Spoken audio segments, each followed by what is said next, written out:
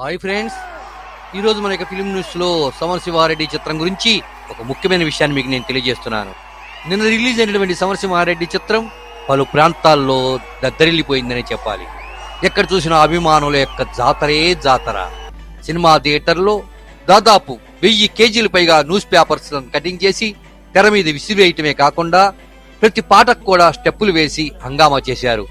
అభిమానుల కోలాహలం చూసి సినిమా థియేటర్లోని ప్రేక్షకులందరూ కూడా బెత్తరబోతున్నారు.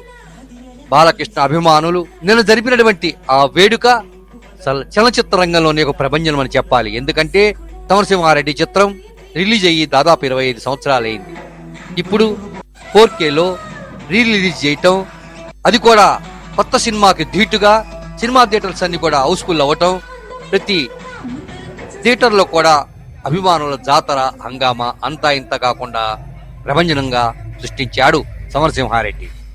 ఇప్పుడు ఆ దృశ్యాలను పైన మనం చూస్తున్నాము.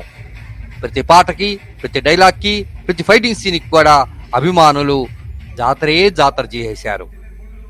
ఇప్పటికి కూడా ఈ సమరసింహారెడ్డి చిత్రం చూస్తే అలనాటి జ్ఞాపకాలు, బాలకృష్ణ యొక్క ప్రతిభ, బాలకృష్ణ యొక్క యాక్షన్ మనకు గుర్తు రావటమే కాదు, నేటి హీరోలకి పోటీగా నిలబడ్డ ఒకే ఒక్క ప్రపంచ ప్రఖ్యాతిగాంచిన హీరో మన నందమూరి నరసింహం బాలకృష్ణ అని మీరు కూడా చెప్పేస్తారు.